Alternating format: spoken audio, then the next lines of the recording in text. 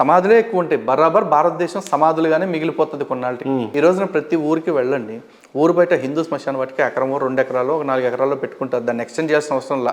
ఎవడొచ్చినా కాలుస్తాడు, పూడుస్తాడు, కాలుస్తాడు, అస్థికలు తీసుకుని పోతారు. కానీ వీళ్ళు సమాధుల్ని పెట్టి పెట్టి పెట్టి పెట్టి పోతున్నారు. ఈ దేశం ఉందేనికి? బంగారం రత్నాలు పొదిగిన రత్నాలు ఉండే ఈ దేశాన్ని సమాధులు గర్భంగా మార్చేస్తున్నారని ఎవ్వడికి కనిపించలేదా? నేను హైదరాబాద్లోనే చూపిస్తే ఎన్ని వేల ఎకరాల్లో సమాధులు ఉన్నాయండి, క్రైస్తవ ముస్లిం సమాధులు. మీ ఆచారం మీకు కరెక్టే, కానీ కాలమాన పరిస్థితులను బట్టి మనం మారాలా వద్దా? ఇప్పటికే భారతదేశం అధిక జనాభాతో పీడించబడుతుంది. అధిక జనాభాతో పాటు ఈ సమాధుల జనాభాతో కూడా ఇట్లాగే వృద్ధి చెందితే భారతదేశంలో మనుషులు ఉండాలా, సమాధులు ఉండాలా? మనుషులే ఒక చోట, పూర్వం 1 ఎకరంలో ఇల్లు ఉండేదండి మా చిన్నప్పుడు, మా ఇల్లు. ఇప్పుడు అక్కడ అపార్ట్మెంట్ కల్చర్ వచ్చేసింది. 100 మంది బతకాల్సిన చోట 1000 మంది బతకాల్సిన గతి వచ్చేసింది. కానీ ఇక్కడ మాత్రం ఇలా సమాధులన్నిటికీ ప్లేస్ మాత్రం పెంచుకుంటూ వెళ్ళిపోతున్నారు. మరి మన ఆచారం ప్రకారం కూడా కొందరు చిన్నపిల్లలు చనిపోతే పూడుస్తూ ఉంటారు, వాళ్ళ పరిస్థితి ఏంటి?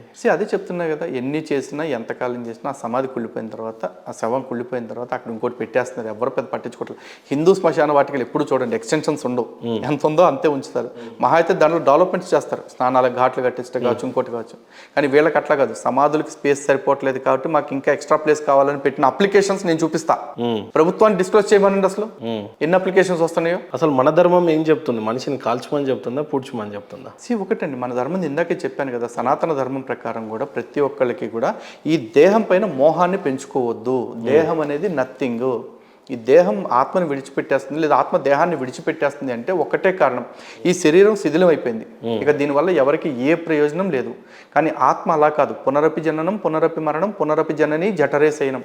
ఎప్పటికప్పుడు ప్రతి ఆత్మకి ప్రతి ఆత్మ శరీరం తీసుకోవటం, ఆ శరీరం ముసలిదవటం, తర్వాత చనిపోవటం, మళ్ళీ చనిపోయిన తర్వాత ఇంకో శరీరం తీసుకోవటం, ఇదంతా కామన్. భగవద్గీతలో కూడా చెప్తారు కదా స్వామి, వాసాంసి జీర్ణాన్ని యథా విహాయ నవాని గృహ్ణాతి నరౌపరాణి. అంటే ఏంటి, ఈ ఒంటి మీద మన బట్టలు ఏ విధంగా అయితే మురికైపోతే మార్చి ఇంకో డ్రెస్ వేసుకుంటాము. ఇప్పుడు బాగా మురికైపోయిన బట్టలు మనం ఎంతకాలం భరించగలుగుతాం చెప్పండి? మార్చేస్తాంగా. మరి బాగా శిథిలమైపోయిన శరీరంతో మంచంలోనే అన్నీ అయిపోతున్న దేహం బతికుంటి కంటే చచ్చిపోతున్న వాడికి ప్రశాంతం కదా. అదే చెప్తుంది. కాబట్టి దేహం మీద మోహం వదిలేమని చెప్తున్నారు. మోహం వదిలేసిన తర్వాత చచ్చిపోయిన ఆత్మని, శరీరాన్ని తగలబెడితే ఏంటి, పాతి పెడితే ఏంటి, ఏం చేసైనా సరే ప్రకృతిలో కలిసిపోయేలాగా చేయాలి, అంతే. మిగతా వాళ్ళకి, మిగతా ఇద్దరికి అట్లా కాదండి. అవి పెట్టులో పెట్టి భద్రంగా దాచుకుంటే దేవుడు ఎప్పుడో వచ్చి వాళ్ళ లేపు తీసుకెళ్ళి వాళ్ళకి తీర్పు తీరుస్తాడు అంటారు. నిజంగా ఉంటుంది అట్లా? ఎందుకు ఉంటుందండి? నిజంగా అంత చేసేవాడే అయితే యుగాంతం దాకా వెయిటింగ్ లిస్ట్లో పెట్టే బదులు ఇప్పుడు ఆర్ఎస్సీలో పెట్టేసి తీసుకుపోవచ్చుగా. ఏది జరిగేది కాదు. నిజంగా చెప్తున్నానండి, యుగాంతం దాకా వెయిట్ చేస్తాడు. యుగాంతం రోజున దేవుడు లేదు, ఆ దేవుడు లేడు, ఈ దేవుడు లేడు, మొత్తం డమ్మా పుసుకొని తెలిసింది, ఏం చేస్తాడు? తెల్లారి తెలుసుకున్నా కూడా ఉపయోగం లేదు. ఆ రోజు యుగాంతం కదా, వెయిటింగ్ చేసి అడిగి టికెట్ బొక్క, వెయిటింగ్ లిస్ట్ టికెట్. యుగాంతం అనేది ఉంటుందా నిజంగా? ఉంటే ఎట్లుంటుంది అంటే దాని గురించి చాలా పెద్ద యుగాంతం అనేది ఉంటుంది, ఖచ్చితంగా ఉంటుంది. ఒకటి పుట్టింది అంటే అది ఎప్పటికైనా అంతమవుతుంది. దృశ్యం తన్నస్యం. మీరు చూడండి, కనపడే ప్రతిదీ ఒక రోజు కనపడకుండా పోతుంది. అందుకే కదా ఈ జగత్తుని మాయ అని చెప్పేసి చెప్తున్నారు శంకరాచార్యులు కూడా. సో ఈ భూమి అంతా మాయమైపోద్ది అంటారు. ప్రకృతిలో ఎన్నో నక్షత్రాలే పోతున్నాయండి. మీరు చూడండి, సూపర్నోవా గురించి చెప్తారు కదా ఫిజిక్స్లో కూడా మీకు. సూపర్నోవా అంటే ఏంటి? ఒక నక్షత్రం యొక్క అంత్యకాలం.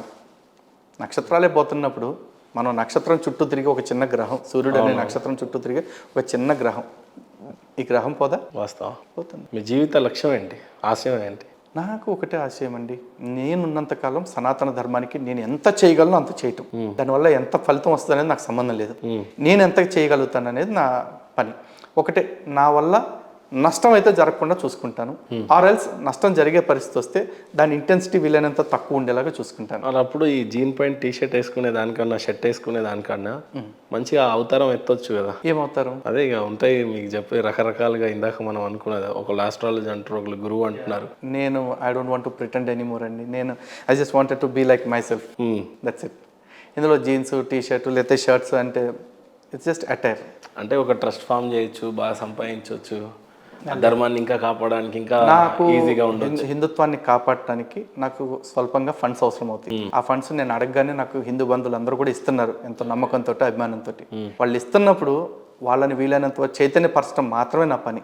వాళ్ళ నమ్మకాన్ని క్యాష్ చేసుకోవాలనో, లేకపోతే వాళ్ళ అంటే అభిమానాన్ని క్యాష్ చేసుకోవాలన్న ఆలోచన నాకేం లేదు. నేను బ్రతకడానికి మా నాన్నగారు నాకు దేవుడి దేవుళ్ళు నాకు ఇవ్వాల్సినవన్నీ ఇచ్చారు, నాకు అది చాలు. లలిత్, మీరు చూస్తే చాలా యంగ్స్టర్గా ఉన్నారు. ఈ ఏజ్లో మంచి బిజినెస్ చేసుకొని ఒక అంబిషన్ కోసమో పరిగెత్తే పిల్లల కన్నా మీరు ఈ ధర్మం కోసం పరిగెత్తుతూ ఉంటారు, ఎప్పుడన్నా అనిపిస్తుందా ఈ ఫీల్డ్ని చూస్ చేసుకున్నా ఇంక దీన్ని వదిలేస్తే ఈ అస్తిత్వాన్ని కోల్పోతానేమని అనిపిస్తుందా? లేదండి, నాకు అట్లా అంట ఇప్పుడు నేను ఒకటే, నాకు ఇక్కడ అస్తిత్వం వెతుక్కుంటూ నేను ఇక్కడికి రాలా. ధర్మం కోసం నేను చేసుకుంటూ వెళ్తుంటే నాకు పేరు వచ్చింది, పలుకుబడి వచ్చింది, అంతా వస్తుంది. ఇక్కడ నేను ఇది వెతుక్కుంటూ వదిలేస్తే ఈ పేరు పోద్దనే భయంతో కంటిన్యూ చేస్తున్నారా, లేకపోతే ఒకటండి, పేరు ఇక్కడ ఉన్నా కూడా పోతుంది. ఇక్కడ నాకు వచ్చిన పేరు కంటే పోయిన పేరే ఎక్కువ. ఎందుకంటే జస్ట్ పాపులర్ అయ్యానేమో. కారణం ఏంటంటే నన్ను పొగిడేవాళ్ళు 100 మంది ఉంటే తిట్టేవాళ్ళు 1000 మంది ఉన్నారు. అందులో క్రైస్తవులు ఉన్నారు, ముస్లింలు ఉన్నారు, నాస్తికులు ఉన్నారు, కమ్యూనిస్టులు ఉన్నారు, హేతువాదులు ఉన్నారు, చివరికి హిందువులు ఉన్నారు.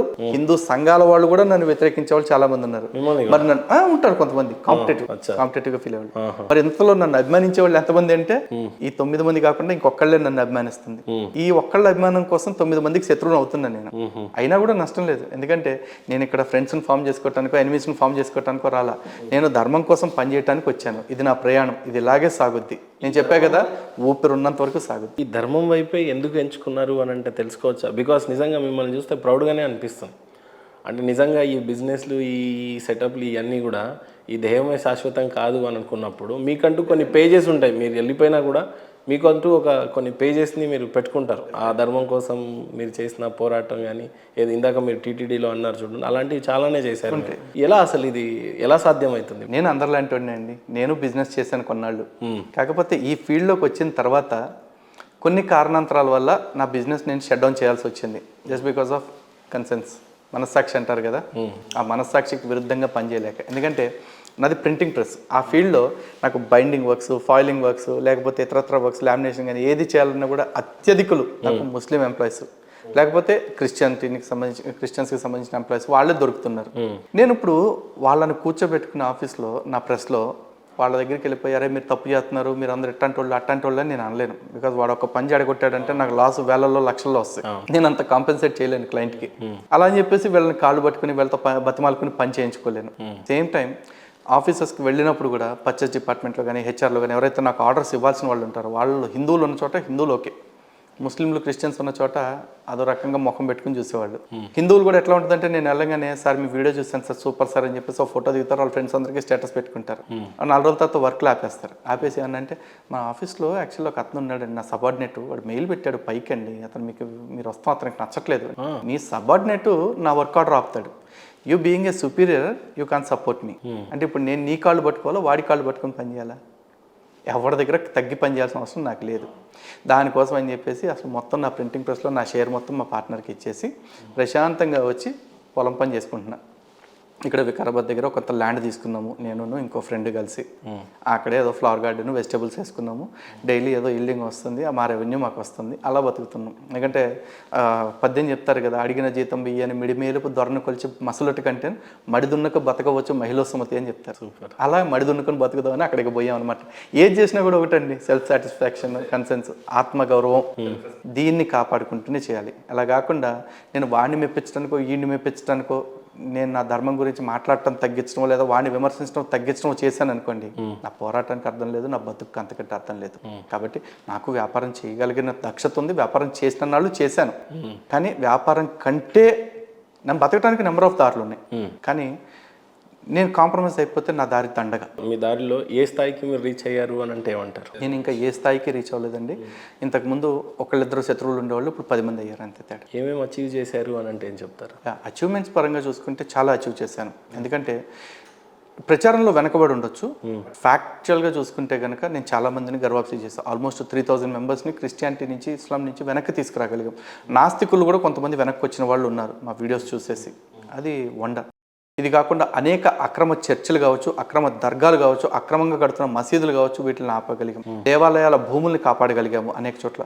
దేవాలయాలకు ఎక్కడ అన్యాయం జరిగినా అక్కడ ప్రశ్నించగలిగాను నిలబడి నేను. దాంతోపాటు కనుక చూసుకుంటే దర్గాల విషయంలో ఈ రోజున భారతదేశం పక్కన పెట్టి తెలుగు 2 రాష్ట్రాల్లో ఎక్కడైతే దేవాలయాల్లో కనపడుతున్న దర్గాలు ఉన్నాయో అవన్నీ కూడా బానిసత్వానికి గుర్తు. ఎందుకంటే హిందూ దేవాలయాన్ని అవమానించడానికి వచ్చిన వాడిని కొడితేనో చంపేస్తేనో అక్కడే వాడి సమాధిని పాతిపెట్టేసి అక్కడే వాడినే హిందువుల చేత మొక్కిపిస్తున్నారు.